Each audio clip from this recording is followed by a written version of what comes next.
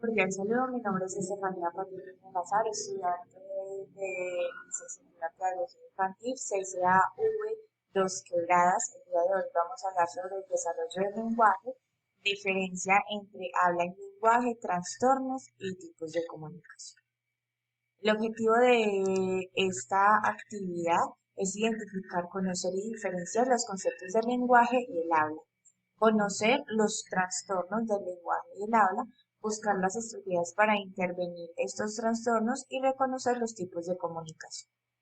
Este trabajo se desarrolla con el fin de conocer y apropiar los conceptos de trastorno y lenguaje que son esenciales para conocer el desarrollo lingüístico, social y emocional de los niños y niñas a través de estrategias pedagógicas que puedan intervenir este tipo de actividades. Para la realización de esta actividad es necesario definir sobre las diferencias entre habla, lenguaje, los trastornos y tipos de comunicación.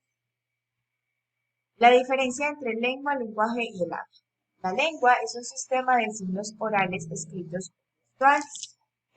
Cambia con el tiempo, está la lengua materna y la segunda lengua. La lengua materna es el lenguaje innato que nosotros comprendemos a través del contexto sociocultural. Por ejemplo, el lenguaje del español, el italiano, el inglés, y es el sinónimo pues del idioma. El lenguaje es la capacidad de comunicación a través de signos verbales escritos o gestuales, es expresar por medio sea verbal o no verbal, las necesidades, ideas, sentimientos, emociones, entre otros. Es una habilidad innata del ser humano. Está el lenguaje oral, que es la expresión a través de los fonemas, y el lenguaje escrito, la representación gráfica de los fonemas. El habla es la manifestación oral de la lengua, está sujeto a los cambios geográficos, culturales y físicos, es la palabra hablada o escrita. Tiene tres ejes fundamentales: la articulación, que es la materialización de los fonemas, la vibración, que la voz, que es la vibración de las cuerdas vocales, y el ritmo, que es la velocidad del hablante para expresar lo que quiere decir. Los trastornos del lenguaje del habla pueden ser, se pueden presentar juntos o si solos. Está la dificultad para formar palabras o sonidos específicos, la dificultad de hacer articular oraciones que fluyan sin ningún problema. Están los trastornos articuladores, los trastornos fonológicos, falta de fluidez y tono de voz.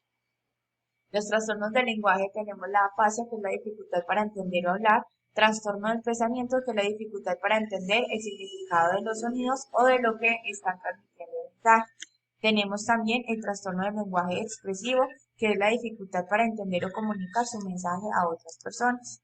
Está el tipo de la comunicación, es la tipos de comunicación, la transmisión de información hacia una o varias personas. Está la comunicación verbal, que es cuando queremos transmitir un mensaje por medio de palabras. Ejemplo, una conversación entre dos personas, un docente dando clase y el receptor son los estudiantes. En la comunicación escrita podemos tenerla, se puede dar con el tiempo, están las cartas, los correos electrónicos y los jeroglíficos.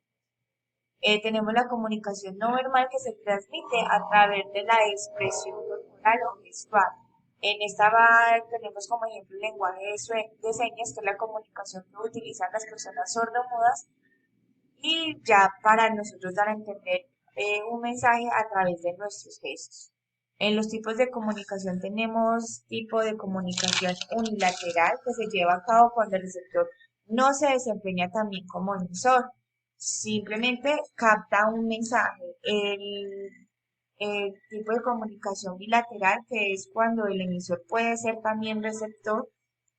El audiovisual es la transmisión que dan los medios de comunicación, como por ejemplo las noticias que nos están dando una comunicación acerca de lo que pasa.